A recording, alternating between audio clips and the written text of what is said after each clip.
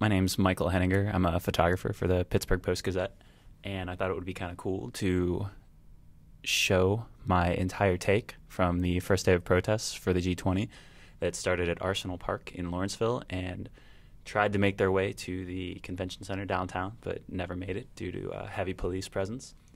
These first photos show the scene as people started to gather in Arsenal Park, and eventually the anarchists made a pretty big entrance, came down the hill chanting, kind of changed the entire energy of the event.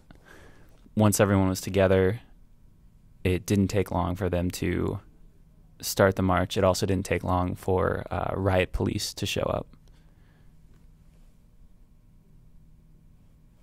When you put the photos together at this speed, it kind of resembles a stop-motion video. I use the motor drive on the camera a lot to try and capture variations in movement, peak expressions. Over the course of the day, I shot something like 3,500 photographs on my two cameras, and the only ones you aren't seeing are the ones that had some kind of profane gesture in them or symbol. So once the anarchists had arrived, they left the park. The anarchists led the march.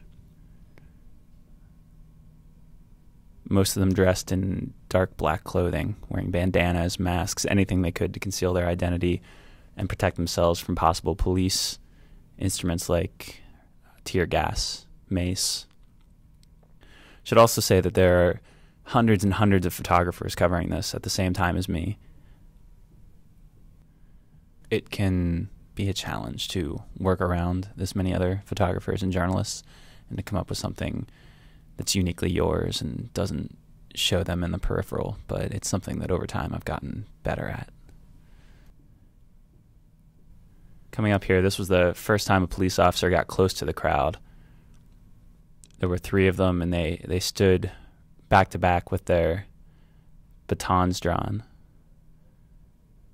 and a circle of media kind of fixated on that. Here we have the protesters' first run-in with a large line of police. They decided not to confront them there. They turned around, tried to find another route. This upcoming confrontation with the police, as the lead group of anarchists chanted, the police used a tear gas canister or two. I wasn't exactly sure how many they deployed, but enough to make everyone around me that wasn't wearing a gas mask suffer the effects. Burning of the eyes, nauseousness. Here you can see a medic woman pouring a solution into several people's eyes that had been affected by the gas.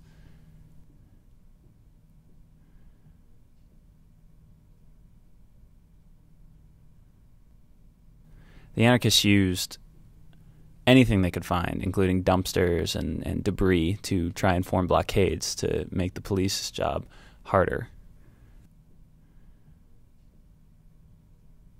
In this confrontation with the police, I saw my first arrest of the day. A man wearing a sombrero walked right up to the line of police and was quickly apprehended by a group of them and brought aside. This group of anarchists they had found a side alley and were changing into their civilian clothes so as to not be recognized as part of the group. At this point, they were gathering materials to use as shields against rubber bullets and anything else the cops might throw their way. The anarchists then started rolling dumpsters down the street at a line of riot police. One of the dumpsters hit a photographer, and several other photographers quickly ran to his side to help him get up and make sure he was okay. The anarchists were also able to hit a police van with one of the dumpsters, which spurred a pretty massive police response. At that point, the anarchists fled. As we were walking at one point, the group was marching in a long, narrow line, and police took the opportunity to cut it in half. And as this happened, they arrested a man. The crowd became violent, throwing rocks at the police officers that had done it. Police responded by firing rubber bullets at those who had been throwing rocks. I was far away from this episode of tear gas, and I watched from the scene as a man came out yelling profanities at the police officers, walked straight at them. He was detained and arrested in front of a large group of photographers. We marched with them as they brought him back into the police lines.